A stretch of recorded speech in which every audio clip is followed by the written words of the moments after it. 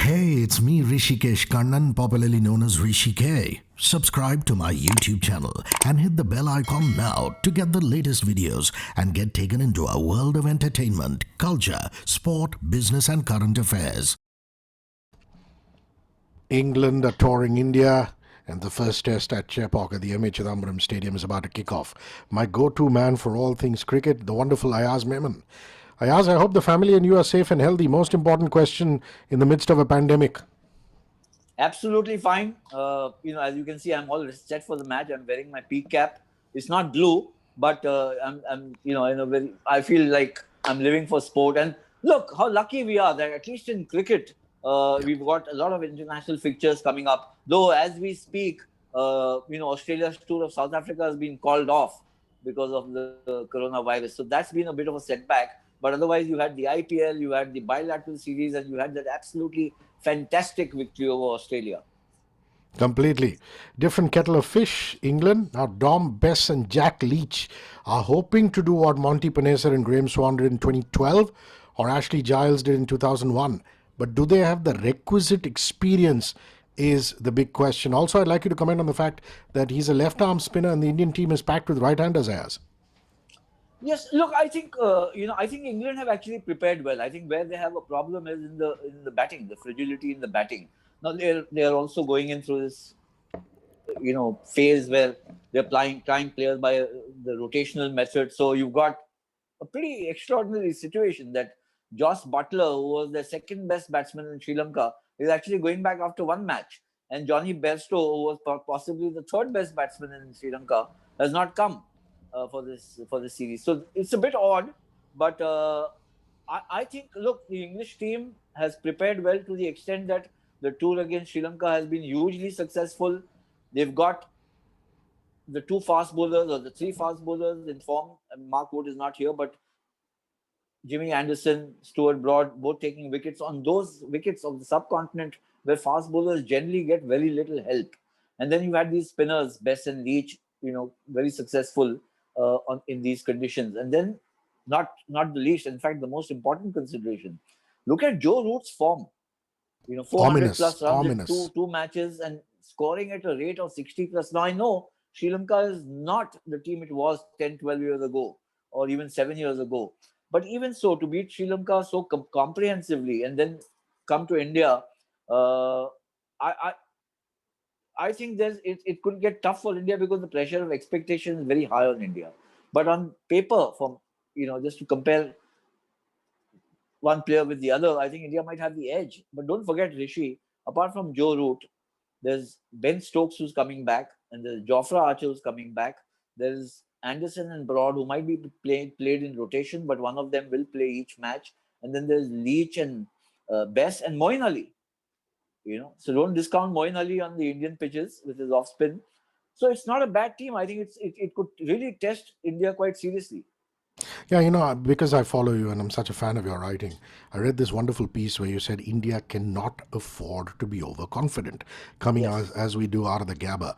Now, let's talk about tactics a little bit. Everybody's talking about that packed onside field, two right-handers. Now, if you remember, this was 2001. Tendulkar, Dravid, Lakshman, Sehwag. Nasir Hussain successfully employed the leg trap. Giles bowling to a packed onside field to the right-handers, targeting the leg stump. I mean, obviously, you don't get the LBW decision. But Yeah. the big question is, can these two spinners do that? Will Leach fall back on that method? I mean, he got 10 wickets in two tests in Sri Lanka, despite being a little rusty. And his 44 wickets in 12 tests, not bad. So let's talk about the tactic there. Look, I think the tactics, you as you mentioned, Giles tried it earlier, and then we've had even in 2012-13 when England came here and Graham Swan and Monty Panesar on these turning pitches, which were expected to help Indian spinners, and they did help Ashwin and Pragyan Ojha and the others, but they bowled better, and they went on to win the series after losing the first Test match. Very difficult for any team to do that in India. When they've lost the first match, usually the result is 3-1 or 4-0 in India's favor. But they went and turned things around because of Kevin Peterson and Alistair Cook. So I think the spinners will do well, but I think it's more important from a tactical point of view for England how their batsmen do well. Now we've seen, it's interesting you mentioned tactics and especially about the spinners. We saw in the series against Australia. So Nathan Lyon's tactics didn't work, and there was a lot of talk, especially Correct. from Shane Warne, that he's pitching middle and leg and trying to get, forward short leg or the leg trap, into play, the leg slip fielder into play. It never happened because I think the Indians kind of covered for the turn very well or read him very well, while Ashwin tested them even on the off stump, the Australian batsman. And he was one of the fundamental reasons why Steve Smith struggled in the first two test matches. And this is where India came back and won the Melbourne test and restored parity after 36 not out. So there's going to, what is emerging to me in the broader, the big picture, the badi tasveer, is that test cricket is undergoing a bit of a change. What we saw in the 90s, mid 90s till the end of 2010 perhaps, and largely because the Australians were so dominant, that runs were being scored at 3.5, 4 runs and over in Test cricket. Correct. Adam Yeah. Gilchrist, Ponting, and it was rubbing off on all the other teams. Now, more and more, as you see, it's becoming a battle of attrition because bowlers have also wised up. You saw the recent match between Pakistan and South Africa. South Africa 230, Pakistan 27-4, and fight their way back, grind out a lead, and then go on to win the match. India did it so successfully in Australia. They ground out, they just weathered these, the pace storm from Cummins and Stark and Hazelwood, and then the spin from Lyon, and Cheteshwar Pujara was the big guy there playing a big role. And then you had the free stroking youngsters like a Pant and all who, live by their own rules, Fearless. and they fearless, they don't carry any baggage, and they ended up winning the match. But the point I'm trying to make is they didn't go bang bang from the start. That mindset across the world, even the Australians are not doing it. Even the Australians are not doing it. They are And they saying, were let's always stick the it out, daring let's stick ones. it out. So either they don't have high caliber batsmen, which is also true, but not Steve Smith and Labuschagne, but they don't have a lineup of Hayden and Langer and Ponting and Damien Martin and the Waugh brothers, that where they could play that kind of cricket. But overall, when you see the picture in test matches, the other thing which is playing a role, and that's also true of this series, is that the World Test Championship is there, at the back True. of everybody's mind, especially the top four teams. So Australia have kind of ceded ground, India have maintained their position, and England have crept up, and so too New Zealand. And they've, all teams, these four teams at least have realized that we have to keep winning. And one of the ways to keep winning is to wear down the opposition. And especially on pitches like India, where you come here, where the pace may not be too much or the bounce, may not be able to play too much on the rise. You need to be having the technical aptitude as well as the application to play for long hours, unless you play a kind, the greatest innings that I've seen by an Englishman against India on Indian pitches is Kevin Peterson's 176, I think, at Mumbai Yep. in Correct. 2012. We just turned the series around. That was an innings full of daring do. Now, if somebody plays an innings like that, that's an innings of genius. But otherwise, the hero was Alistair Cook, 500 plus runs, just wearing down the Indian spinners match after match after match. Yeah, and just rounding up that discussion about the English spinners, Monty's success was because he's just very quick, whereas Yeah. Leach is, slow. He's got Yes. a completely different style. So, in that aspect, you can't really compare the two guys. I'm just happy that there's going to be a 50% attendance in the second test in Chennai. In that bubble, in the first test, there's nobody. 30,000 people at the M.A. Chidambaram Stadium at Chepauk rooting for India can only be a good thing, Ayaz. Absolutely. I think, even in India, after the Australia tour, there's a fervor and a fever for cricket in India. People want to go and watch the matches if it's possible in as much as it is. So I'm very happy that from the second match onward, at least 50% of the crowds will be allowed in.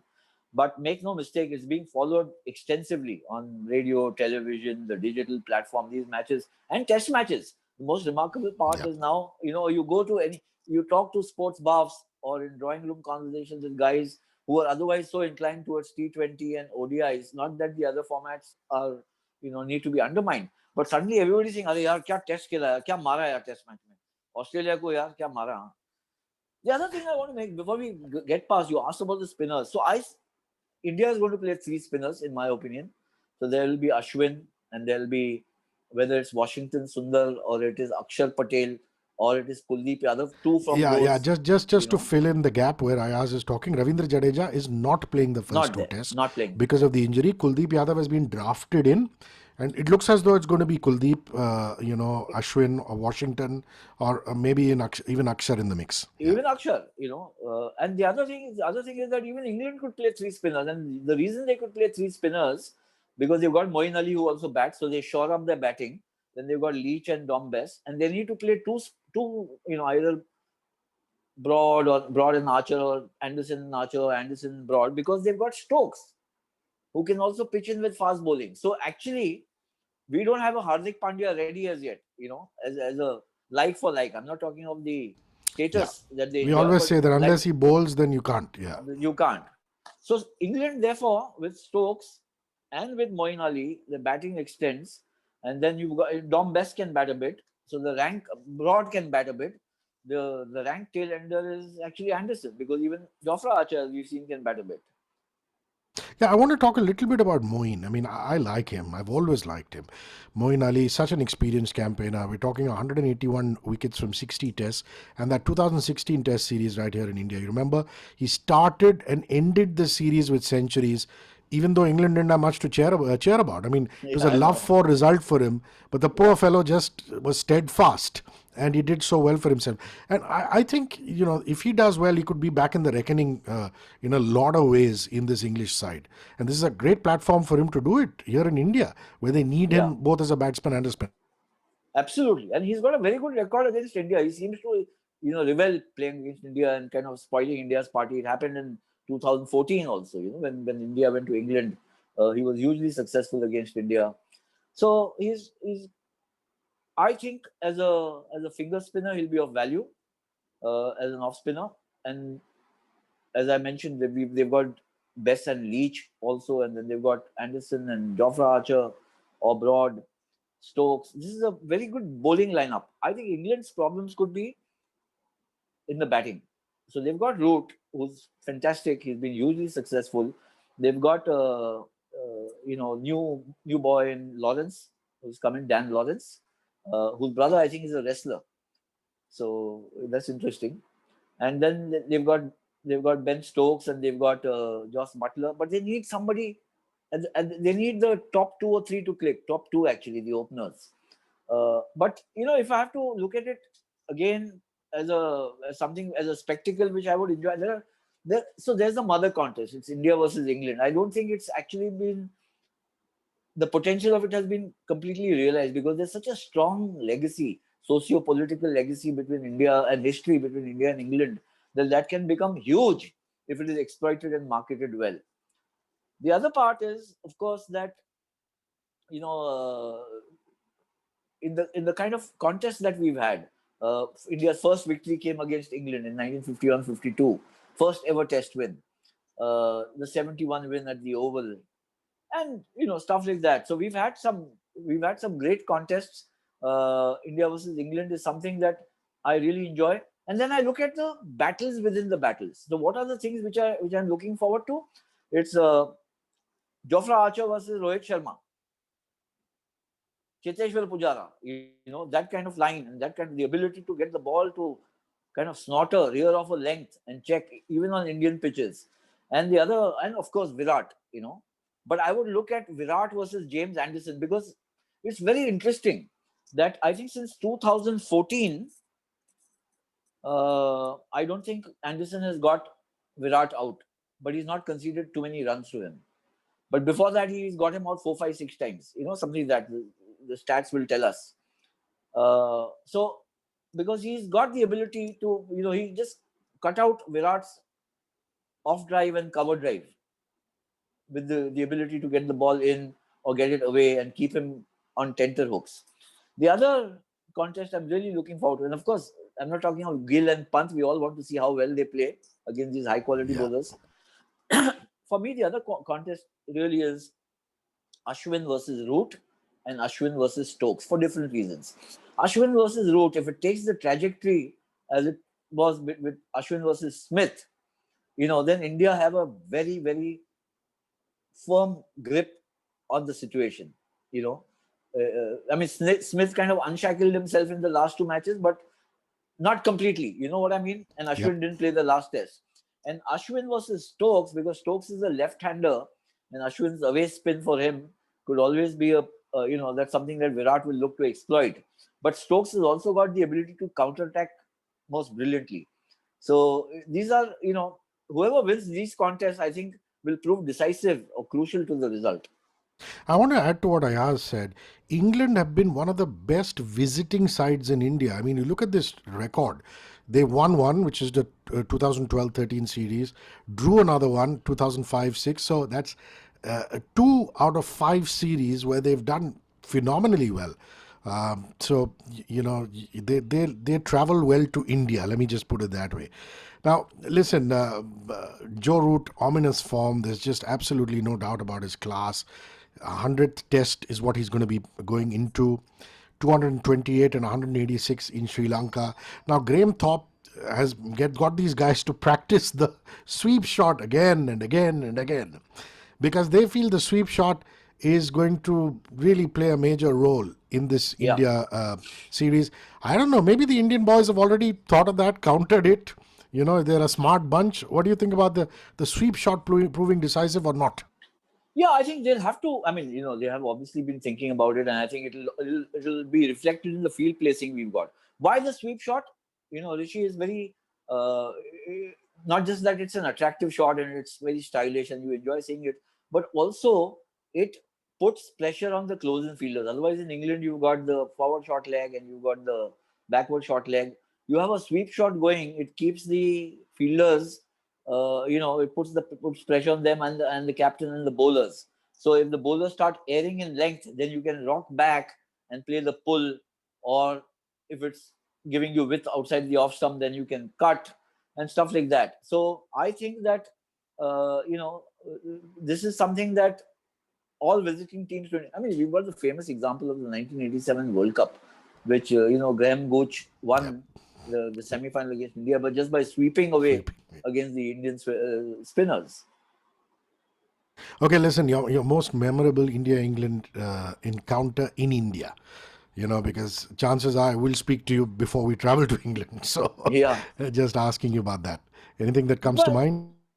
Yeah, I mean, there are amongst the earliest matches that I saw was the 1972 match at the Brabant Stadium.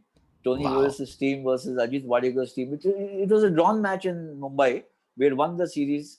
England had a chance to kind of draw the series. They won in Mumbai. It didn't happen. But amongst the first things that I saw was a century by Gundappa Vishwanath and a hook shot that he played, I think, of Chris Holt, which went into the swimming pool in the CCI.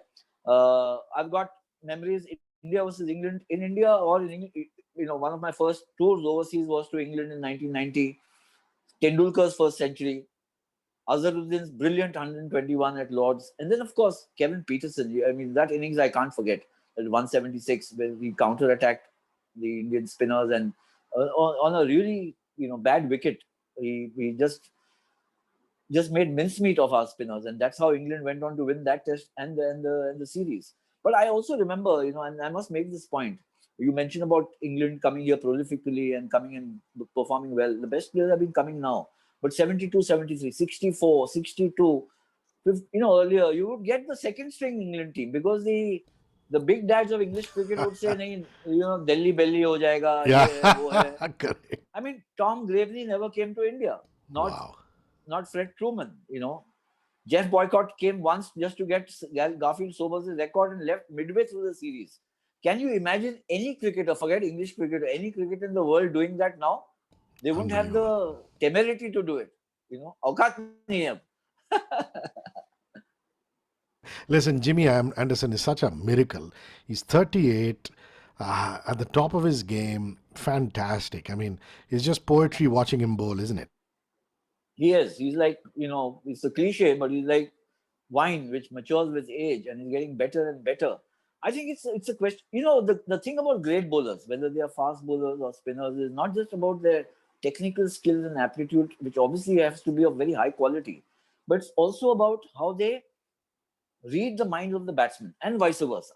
The great batsmen also read the bowlers, not only from the grip and, in the delivery stride or the point of delivery, but also outthink batsmen, outthink the bowler. So this is the great battle that cricket allows you. It's a one-on-one. While it's a team game, this is the great battle which cricket allows more than any other sport.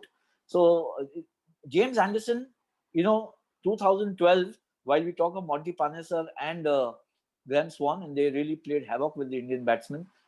I remember a spell by James Anderson at Kolkata, which won them that test match. He bowled brilliantly, and especially with the old ball with reverse swing, even troubling batsmen of the caliber of Sachin Tendulkar and all the others who were there in that batting lineup. It was fantastic bowling by James Anderson. So he'll be used in short bursts, maybe 4-5 overs at best. But those are the 4-5 overs that Indian batsmen will have to really watch out for. Okay, I want you to just give me your 11 for that first test that you'd like to pick. Would you put Mohammad Siraj in, or you're going to go with the experience of Ishant and Jasprit, and then you'd want a Shardul Thakur in? What are your thoughts? So I would choose between actually Siraj and Ishant. Because I think you have enough batting depth. So Shardul, because he bats a little better, I think on the kind of energy and the ambition that Siraj showed, I think he should be in the starting block. Fantastic, in the first just test. fantastic. Yeah. So I think he should be there along with Bumrah, and then three spinners. And you're saying you might give Washington Sundar a chance and maybe get Kuldeep to sit down. Washington Sundar, Chennai boy, playing at Chennai 2 test matches. Not that he's played too many first-class games, but he also lends a little weight as a batsman and as a fielder. And remember, with Jadeja not there, you need these attributes. And I think the batting lineup is pretty much selected itself. There's Gill, there's Rohit, there's Pujara, there's Virat, there's Rahane, and then there is Pant. There's Pant, yeah. That whole discussion about poor Riddhiman Shah versus Rishabh Pant is out through the door now. No discounting Riddhi's wicket-keeping skills behind the stumps. Absolutely not. Yeah, but then that's the story, Morning Glory. What does one do? Just to kind of, as an aside, India today can actually, and seriously, field 2 test teams. Of course. Yeah, of course. Such is the richness of talent in India. So Gautam Gambhir says it's going to be 3-0, our favour, or maybe 3-1. Because he says, ping ball, one doesn't anticipate what is going to happen. Are you going to call this the test series or not? What do you think will be the scoreline? I think more like 2-0, 2-1. It really depends on the pitches. But if the first one we win handsomely, then I think Gautam may be right. Because I don't see a batsman of like Kevin Peterson's class in the middle order. Apart from Joe Root. Somebody who can take a match by the scruff of the neck and win it with his bat. Stokes can do it, but can he do it on Indian pitches? Remains to be seen. See, we're a long way away from the ODIs, even a long way away from the T20s. The ODIs come up at the end of the tour, 3 of them in Pune, and then Ahmedabad holds those 5 T20s. But allow me to be a little clannish here. I mean, the story of Natarajan, isn't it just remarkable? Life was over for the kid. Ranji debut in 2015, he gets reported for a suspect action. Then, Sunil Subramaniam, who's the Tamil Nadu Ranji coach, works with him. Bharat Reddy works with him. He comes back as a net bowler. And here he is, an automatic selection for the ODI squad. There's so many great stories that have come out of the Aussie tour. Natarajan is going to be one of them. Indian cricket is flush with great stories. Natarajan, obviously. And Siraj and some of them. I mean, look, what it's telling us is how profuse is the talent, and from every nook and corner of this country that people are coming in. There are rags to riches stories. There are stories of Siraj losing his dad and then going back. Highly emotion charged stories. And this guy, Natarajan, what was he? Look at his humble background and a tennis ball expert and he was a net bowler for the Australia series. He played ODIs, T20s and test matches.